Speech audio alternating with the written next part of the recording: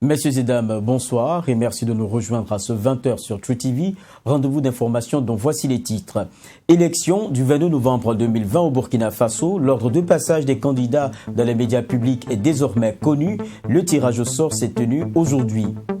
Des organisations de défense des droits humains interpellent le gouvernement sur des dérives des volontaires pour la défense de la patrie. Les VDP, comme on les appelle, s'adonnent, disent-ils, à une stigmatisation communautaire sans précédent. Encore une fois, merci de nous suivre. Nous le disions en titre, le Conseil supérieur de la communication CSC a procédé ce mercredi 28 octobre au tirage au sort de l'ordre de passage des candidats des partis politiques et regroupements d'indépendants sur les médias publics. C'est dans le cadre de la campagne électorale qui se tiendra du 31 octobre au 19 novembre prochain. Ce tirage s'est fait à travers un logiciel et en présence des représentants des candidats et formations politiques. Sanata Seri. Le présent tirage au sort par voie électronique vise à déterminer l'ordre de passage des candidats et partis politiques à la présidentielle et aux législatives dans les médias publics. À travers cette initiative, le CSC entend équilibrer les chances des candidats en termes de communication sur ces médias pendant ces 21 jours de campagne électorale. Tirage au sort, c'est dans la perspective des émissions qui vont être réalisées sur les antennes de la RTB radio et de la RTB télévision, et ainsi que dans les pages de Sidoya. Ce sont des espaces qui sont dégagés pour les partis, les candidats en compétition pour ces élections. Ces espaces vont être occupés gratuitement et le CSC fait ce tirage-là pour déterminer qui passe quel jour, à quelle heure, d'abord pour les enregistrements, pour la réalisation des messages et deuxièmement pour la diffusion sur les antennes de la radio et de la télévision nationale et aussi dans les pages de Sidoya. Bien avant le tirage au sort, les différents tests et dispositifs réglementaires du CSC pour l'encadrement de la couverture médiatique ont été présentés aux acteurs. Et ces derniers se disent satisfaits de la méthode utilisée par le CSC. Je dirais satisfait de ce processus qui, en tout cas, vraisemblablement, s'est très bien déroulé. En présence d'un huissier de justice, en présence des autres candidats ou de leurs représentants, et également en présence des partis politiques ou de leurs représentants en liste pour les élections législatives. Nous sommes satisfaits parce que tout a été informatisé, donc il n'y a pas de choix fait à la main. Donc nous disons que c'est bon, puisque devant tout le monde, les machines ont mélangé, ont fait le tirage. C'est vrai qu'on aurait aimé avoir sur place en même temps l'ordre de passage de chaque candidat, mais ça allait être très long. 5 émissions sont prévues pour les candidats à la télévision nationale, 4 à la radio nationale et une page spéciale de campagne réservée pour eux dans les colonnes des éditions Sidoya. L'ordre de passage sera communiqué ultérieurement aux différents partis politiques. En prévision des œuvres artistiques qui seront utilisées pendant la campagne, qui s'ouvre dans quelques jours, le Congrès pour la démocratie et le progrès CDP et l'Union pour le progrès et le changement UPC se sont acquittés de la redevance des droits d'auteur. Ce mercredi 28 octobre 2020, ces deux partis ont versé chacun au BBDA, en tant que Bureau burkinabé des droits d'auteur, la somme de 5 millions de francs CFA. Bamit Rena Kamambou. Le Congrès pour la démocratie et le progrès CDP est le troisième parti politique à s'acquitter de la redevance des droits d'auteur. Par cette remise de chèques, le CDP s'engage à soutenir les acteurs de la culture et des arts dont les œuvres seront utilisées par le parti lors de la campagne électorale de 2020. Nous savons qu'au Burkina, nous avons des hommes de culture, de grands hommes de culture. Mais nous constatons encore, comme je l'ai dit dans mon livre, qu'il faut davantage une meilleure organisation. Si nous avons une meilleure organisation, nous allons rendre les arts et culture une industrie qui rapporte à leurs auteurs. Après le CDP, le Parti du Lion a aussi décidé d'accompagner le Bureau burkinabé de droits d'auteur BBDA dans cette pédagogique. Un chèque de 5 millions de francs CFA a été remis par l'Union pour le progrès et le changement. À travers donc ce geste, l'UPC réaffirme son engagement à faire de la promotion de la culture une priorité. L'UPC aujourd'hui, en venant nous acquitter de ce droit-là, est conscient que nous devons, au-delà des aspects politiques qui nous entourent, être un facteur, être à l'image de toutes ces personnes-là qui contribuent au quotidien pour le rayonnement de notre culture. Nous savons que le rayonnement de notre pays va au-delà de plusieurs aspects. Et quoi de plus normal que la culture pour permettre à notre pays de rayonner à l'international. Ces deux partis ont par ailleurs confié à la presse que la culture occupera une place importante dans leur programme de société une fois élu. Le CDP, tout comme l'UPC, chacun après sa remise de chèques, réparti avec une attestation de paiement. Voter pour moi revient après le succès de la première édition. On se rappelle, en année électorale 2015, les acteurs politiques parodiés comme jamais par des humoristes. Ils seront 12 à donner le meilleur d'eux-mêmes pour convaincre leurs électeurs à cette nouvelle édition. Le spectacle aura lieu le 20 novembre prochain au Jardin de la musique Remdogo. L'initiative s'inscrit dans le cadre de la célébration du 10e anniversaire du festival Ouistiti d'Or. Mamid Rena Kamambou. L'objectif recherché par les organisateurs à travers ce spectacle dénommé « Voter pour moi » est de promouvoir les élections apaisées et la cohésion sociale auprès du public par l'humour. Ces spectacles consisteront à demander aux politiciens humoristes de se mettre dans le cadre d'un pays imaginaire. L'idée, c'est de montrer que pendant nos élections au Sénégal, quand il y a des morts, c'est des morts de rire. Quand il y a des larmes, c'est des larmes de joie. Et nous souhaitons pareil pour le Burkina Faso. Que ces élections soient des élections qu'on va traverser dans la joie, dans le bonheur, et que le Burkina Faso puisse réussir le pari de 2015 et devenir un pays exemple comme il l'a toujours été en matière d'élections. Nous voulons des élections apaisées. Nous souhaitons que le rire soit la chose la plus partagée entre Burkinabés après ces élections. Au nombre de 12, ces candidats auront chacun 8 minutes pour convaincre les électeurs. Et chaque candidat avec un nom de parti politique hilarant et un slogan battra sa campagne. Ils auront pour mission de parodier les élections du 22 novembre 2020. À la fin de chaque prestation, le public va voter. Chez nous, il n'y a pas d'isoloir. Après les votes, la commission humoristique électorale nationale indépendante qui est là, Génération 2000, vont procéder au dépouillement. Adama Daïko, observateur international des élections, viendra s'assurer que tout se passe bien. Et à la fin, nous allons voter pour le meilleur humoriste, qui aurait apporté le plus de rire dans la salle. Cette deuxième édition, Voter pour moi, selon les organisateurs, entre dans le cadre de la célébration du 10e anniversaire du festival Ouistiti d'Or. Des innovations ont été apportées. Il s'agit notamment d'un tirage au sort qui a déterminé l'ordre de passage pour chaque humoriste sur la scène. L'action des volontaires pour la défense de la patrie sur le terrain de la lutte contre le terrorisme connaît des dérives, font noter 3 organisations de la société civile, le mouvement burkinabé des droits de l'homme et des peuples MBDHP, l'organisation démocratique de la jeunesse ODJ et le collectif contre l'impunité et la stigmatisation des communautés CISC dénoncent certains agissements des VDP. Ils s'adonnent à une stigmatisation communautaire sans précédent selon les conférenciers de ce matin. Le MBDHP, l'ODJ et le CISC interpellent sur la dégradation des conditions sécuritaires des populations en zone à fort défi sur la question. Nickel Tougri. Selon les informations du mouvement burkinabé des droits de l'homme et des peuples MBDHP, l'organisation démocratique de jeunesse ODJ et le collectif contre l'impunité et la stigmatisation des communautés CISC, les volontaires pour la défense de la patrie dans la lutte contre le terrorisme commettent des exactions. Ce sont donc des populations des zones à fort défi sécuritaire qui, en plus de faire face aux groupes armés terroristes, redoutent désormais l'action des volontaires pour la défense de la patrie. Force est de constater que le recrutement et le fonctionnement des VDP n'est pas conforme aux dispositions de la loi et même à l'esprit de la loi. Au moment où tous les discours officiels prônent la cohésion sociale pour parvenir à un retour d'une paix durable dans notre pays, des VDP censés protéger et défendre les populations des villages rament à contre-courant en s'adonnant à une stigmatisation communautaire sans précédent.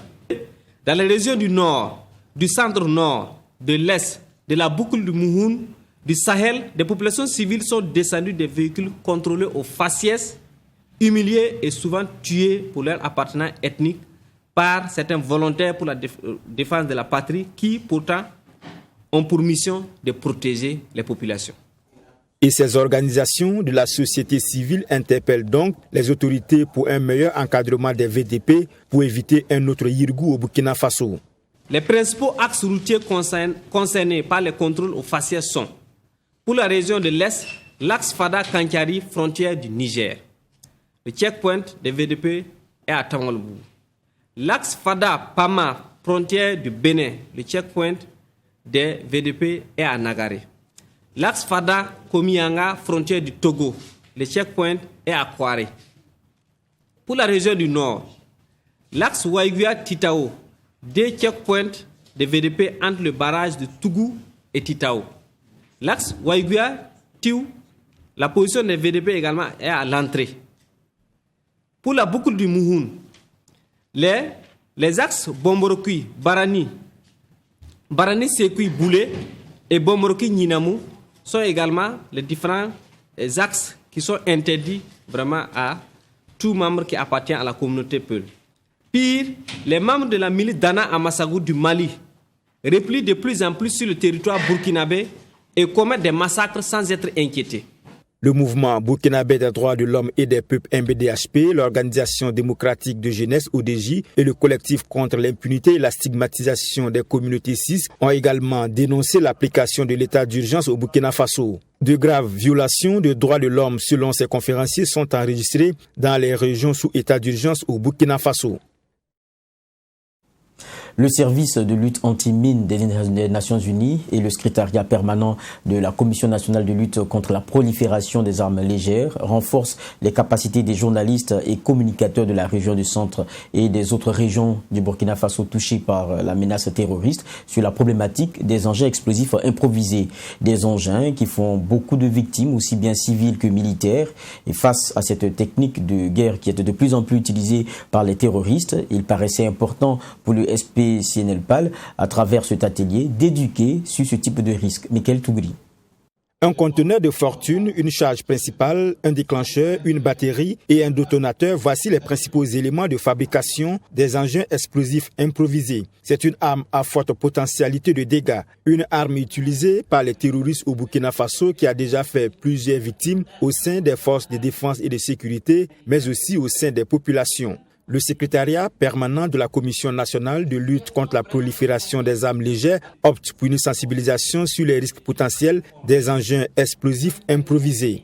Je dirais que nous avons été agréablement surpris de la réponse à notre invitation que les hommes et les femmes des médias nous ont apportée. Nous avons invité une trentaine de médias, que ce soit au niveau de la région du centre ou que ce soit au niveau des régions impactées par le phénomène. Et nous avons vu que les médias qui ont été conviés ont tous répondu à notre appel. Et franchement, au nom de nos partenaires, notamment UNMAS, nous pouvons que vous remercier. Le service de lutte anti-mine des Nations Unies et le secrétariat permanent de la Commission nationale de lutte contre la prolifération des armes légères renforcent les capacités des journalistes et communicateurs de la région du centre et des autres régions du Burkina Faso en proie à des attaques terroristes. Ceux qui posent les engins explosifs sont à même de faire connaître des mutations au niveau de l'engin explosif. On peut prendre n'importe quel genre d'objet pour transformer en engin explosif improvisé. Nous sommes donc obligés de voir comment mieux sensibiliser nos populations. Et c'est ce que nous appelons aujourd'hui, ce que nous faisons aujourd'hui, c'est l'éducation aux risques liés aux engins explosifs.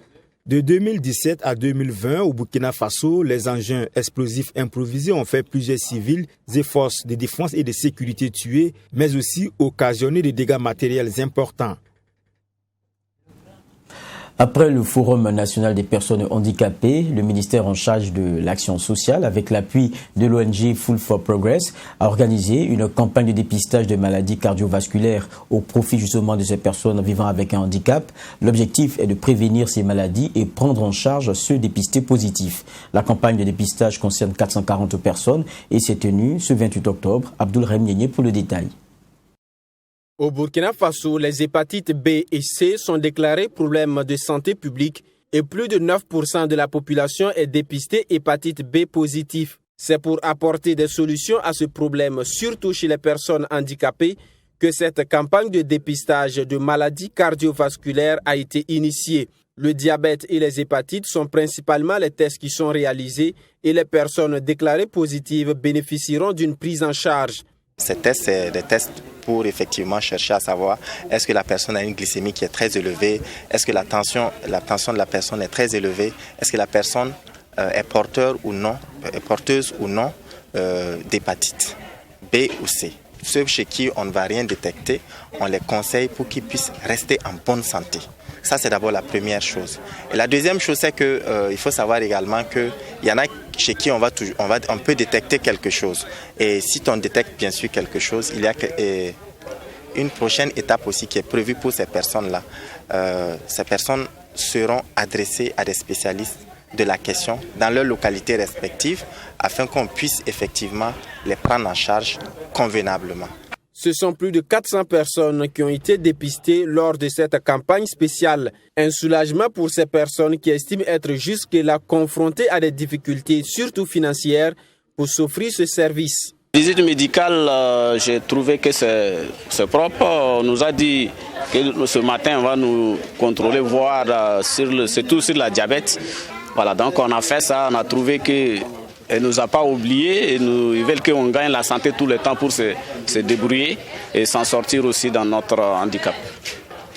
Souvent, tu vas à l'hôpital pour avoir la place et c'est à ça, c'est pas facile aussi. Donc, on a trouvé que ce matin, ils sont venus nous faire ça, simple cadeau. Bon, on se trouve cadeau, mais ça nous arrange beaucoup. Notons que cette campagne est réalisée avec l'accompagnement de Full for Progress, une ONG qui œuvre dans le domaine de la santé et de l'humanitaire. Elle souhaite que cette campagne s'inscrive dans la durée et concerne l'ensemble du territoire national afin de prendre en charge ces personnes dites vulnérables. Les 4 ONG promotrices de l'initiative Job Booster étaient face aux hommes de médias lundi dernier. Une conférence de presse au cours de laquelle il a été fait le point de la contribution de cette initiative au défi de l'emploi des jeunes au Burkina Faso. Les promoteurs ont aussi formulé des recommandations qui pourront aider à faire tomber les barrières à l'insertion professionnelle et booster l'emploi de la jeunesse burkinabé. Sanata Siri. En seulement 2 ans d'existence, plus de 15 500 jeunes ont bénéficié des formations professionnelles avec 9 600 emplois créés grâce à l'initiative Job Booster. Environ 11 000 ont été formés en employabilité et 13 500 en compétences entrepreneuriales. Cette initiative, selon les conférenciers, est venue faciliter l'accès des jeunes aux emplois décents. L'avantage de Job Booster, c'est que nous répondons à la demande. Nous n'avons pas prédéfini des domaines dans lesquels nous disons que tant que vous êtes à l'extérieur de ce domaine, on ne peut pas regarder votre problème et puis essayer de vous aider pour que vous accédiez à un emploi décent. Si on avait agi ainsi, vous verrez qu'il y allait avoir encore des exclus et c'est ce que nous avons souhaité éviter. Nous répondons à toute demande qui vient, qui fait que quel que soit le domaine, généralement avec les centres de formation avec qui nous sommes en coopération, vous avez une idée dans un domaine bien précis, nous savons quel centre de formation peut vous aider. Selon les analyses des Job Booster, plusieurs obstacles minent l'insertion professionnelle des jeunes, tant au niveau politique, institutionnel que juridique. Et pour booster l'emploi des jeunes au Burkina Faso, des recommandations ont donc été formulées par les initiateurs de Job Booster. Nous demandons donc qu'on puisse rendre accessible les formations sur les informations sur les opportunités de création d'emplois et d'insertion professionnelle de manière déconcentrée au niveau des jeunes. De renforcer les capacités institutionnelles internes de suivi et évaluation en matière de création d'emplois, comme nous l'avons dit, parce que beaucoup de choses sont faites au niveau des ministères sectoriels, mais malheureusement ne sont pas prises en compte en termes de contribution à la création d'emplois. D'assurer également la continuité des politiques et stratégies de promotion d'emploi, indépendamment donc des changements de dénomination ou des reformulations des ministères qui peuvent intervenir, d'identifier et de développer des stratégies de financement pérennes, des politiques et stratégies d'emploi, d'éliminer au maximum les barrières à l'accès des jeunes au financement. Du reste, Job Booster est convaincu de la capacité du Burkina Faso à surmonter le chômage des jeunes, si toutefois l'État accompagnait les jeunes dans la création d'emplois et dans leur insertion professionnelle.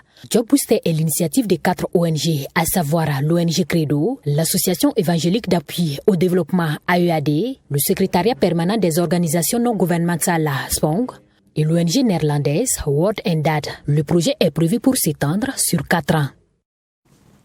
La foire du consommant local Burkindaga, 3e édition, a ouvert ses portes le 26 octobre dernier au siège du FESPACO, organisée par Burkina Wamedo. Elle a pour objectif de promouvoir et valoriser le Made in Burkina à travers les expositions et ventes. La cérémonie d'ouverture a vu la présence d'autorités administratives, religieuses, coutumières et d'opérateurs économiques. Raketa Bilgo et Sanata Siri.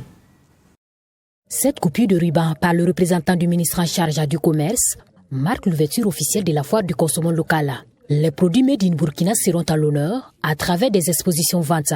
Cette 3e édition entre en droite ligne de la directive de l'UEMOA qui a décrété le mois d'octobre comme mois du consommant local. Consommer local est un art patriotique et consommer local, ça va relever le défi. Consommer local, ça va créer de l'emploi. Donc nous disons que consommer local, c'est un art patriotique. De façon ramassée pour répondre à votre question, nous disons qu'à la 3e édition, il y a beaucoup de perspectives. Comme ce que je l'ai dit sur le podium. D'abord, nous avons engagé un cabinet qui nous fait la suivi évaluation pour nous produire un rapport. Et maintenant, à la 3e édition, le fait que nous avons des innovations. Parce que ici, à compter de la 3e journée du Burkindara, vous allez avoir la chance d'avoir la projection cinématographique qui est une des innovations de notre 3e édition. Nous allons reproduire, ou en tout cas, les films Yaba, que nous avons la nostalgie de consommer. Il y a beaucoup de films, les 3 hommes, un village, 3 femmes, un village, ainsi par là. Il n'y a pas quelqu'un auparavant qui ne descendait pas très tôt, à partir de 19h30 ou 20h, pour suivre peut-être 3 femmes, un village avec Irazo Ouedrago. Initiative saluée par le représentant du ministre en charge du commerce, parrain de cet événement qui a d'ailleurs apprécié le savoir-faire local à travers cette visite de stand. La 3e édition de la foire du consommant local, c'est aussi des espaces de réflexion pour analyser la problématique de la qualité des produits locaux. Comme le dit le ministre dans son discours, le capitaine du consommant local a bien dit « produisons ce que nous consommons ». Si nous produisons ce que nous consommons, nous allons accroître l'industrialisation de notre pays. Parce que nous allons sauvegarder les matières premières, créer des emplois et permettre à beaucoup d'industries de s'installer et un pays industrialisé pour pouvoir se développer. L'État a fait sa part, c'est à nous les hommes d'affaires aussi d'accompagner l'État dans l'absorption du chômage en créant des industries avec des matières premières quand même préservées, produites par nos mains et des matières premières saines, sans bio, sans OGM. Donc c'est une très belle initiative et ça vient de la jeunesse et nous nous encourageons. Il est à sa 3e édition. C'est de telles initiatives que nous devons encourager. Placé sous le thème Process, innovation et transfert technologique, quelle stratégie nationale pour intégrer les chaînes des valeurs régionales? Burkindaga comptera environ 200 exposants. Le conseil municipal de Diapaga, en collaboration avec l'organisation gouvernementale USAID, a initié de juillet à août une opération d'établissement gratuit de 3000 actes de naissance et 8000 cartes nationales d'identité burkinabé au profit de populations. Les intéressés sont entrés en possession de leurs documents les 13 et 14 octobre dernier. Jean-Louis Wango et Sanata Serré. Plus de 10 000 personnes ont pu bénéficier des documents d'identification dans la commune de Diapaga grâce à cette opération gratuite d'établissement des CNB et d'actes de naissance. Une opération qui a permis aux habitants de cette commune située à l'est du pays de posséder ces documents combien importants dans ce contexte marqué par l'insécurité. et le maire de la commune se dit satisfait du déroulement de l'opération. Bon, le bilan que je fais, il est globalement satisfaisant et très positif parce que si vous partez de votre objectif de départ et vous atteignez les résultats escomptés, je crois qu'on ne peut que tirer un bilan très satisfaisant. J'invite les uns et les autres, puisque c'est la période de retrait, à venir véritablement rentrer en possession donc de la carte, puisqu'on a pris toutes les dispositions. Nous avons donc une dizaine de jours pour ça. Et l'engouement est tel que vraiment, rien qu'au premier jour, au deuxième jour, nous avons presque distribué plus de la moitié. Donc vraiment, c'est une satisfaction. Et ce sont 3000 actes de naissance et 8000 cartes nationales d'identité burkinabé qui ont été délivrés grâce à l'accompagnement financier de l'organisation non gouvernementale USAID à travers son programme régional du Burkina Faso. Pour les bénéficiaires, c'est un ouf de soulagement. Ces documents d'identification vont leur permettre de circuler librement et en toute quiétude. Nous en parlions déjà hier, les activités commémoratives du 3e anniversaire du décès du docteur Bernard Lédéa Ouédraogo. C'est aussi la cérémonie de prière et de dépôt de gerbes de fleurs sur sa tombe. Le comité d'organisation des journées Bernard Lédéa Ouédraogo, du nom du fondateur des groupes NAM, a effectué le déplacement de Gourcy dans son domicile où il repose pour sacrifier à la tradition. C'était ce dimanche 26 octobre en présence d'une forte délégation du monde paysan. Maxime Jean-E de Bambara. C'est le dernier acte fort de la commémoration de l'an 3 du décès du docteur Bernard Lédéa Ouédraogo. Le dépôt de gerbes de fleurs sur sa tombe à son domicile à Gourcy. Occasion pour les membres de la famille, parents, amis et connaissances de s'incliner une fois de plus sur la tombe du fondateur du groupement NAM, décédé le 25 octobre 2017. Le groupement NAM, l'une des plus importantes organisations paysannes de l'Afrique de l'Ouest, se distingue par sa philosophie, ses principes et ses méthodes. Pour la petite histoire, moi j'ai participé une fois à une réunion à Baltimore. Et c'est lui qu'on a fait intervenir depuis Waïguya pour nous parler du changement de mentalité. Alors qu'on était en train de spéculer, j'allais dire, sur les techniques de communication et tout, on a dit voilà un homme qui a fait de la communication endogène une connaissance spécifique sans les grands moyens qu'il avait et qui a bouleversé la vie de millions et de millions de personnes. Avant cette cérémonie de dépôt de gerbes de fleurs, une messe a été dite à son intention un peu plus tôt dans la matinée de ce dimanche 26 octobre à l'église paroissiale Saint-Joseph Artisan de Gourcy. Au niveau des responsables de la Fédération nationale des groupements NAM, c'est la satisfaction affichée. Satisfaction non seulement pour la tenue effective des journées Bernard Lédéa Ouédraogo les 25 et 26 octobre, et ce, malgré la pandémie du Covid-19 et la situation sécuritaire, mais aussi pour la mobilisation du monde paysan autour des différentes activités organisées. Depuis la situation sécuritaire et sanitaire, nous avons voulu faire ça, en tout cas de manière sobre, mais en acte symbolique fort. Et ça, nous avons en tout cas réussi à vraiment bien dérouler les activités. Vous avez été témoin de ce qui s'est passé. Donc nous ne pouvons que remercier ceux qui ont pu venir et puis souhaiter qu'en tout cas dans 2 ans, on puisse tenir les journées Bernard Lédéa Ouédraogo dans la sécurité et dans la santé et dans la paix. Né à Gourcy le 31 décembre 1930, Bernard Lédéa Ouédraogo, docteur en sciences sociales de l'université René Descartes à Paris, a eu un parcours politique riche et mis ses compétences et connaissances au service du développement de son pays. Ancien vice-président du conseil de la collectivité rurale de Gourcy, ancien maire de la commune de Waïguya et ancien député, le regretté, affectueusement appelé Blo, fut également président du SOS Sahel Burkina et président fédéral de la même organisation. De chevalier de l'ordre national à commandeur de l'ordre national, le promoteur du concept développé sans abîmer a également reçu des prix au plan national et international, dont le prix Flambeau de la paix en décembre 1987, pour son combat pour la paix, le prix Leadership Afrique en septembre 1989 pour sa lutte contre la faim et le prix Nobel alternatif dont il est par ailleurs le premier Burkinabé à l'avoir reçu en décembre 1990 en Suède pour son combat contre la désertification. C'est la fin de ce rendez-vous d'information que j'ai pris plaisir à présenter. Le programme lui se poursuit sur True TV et nous vous souhaitons bonne suite de programme.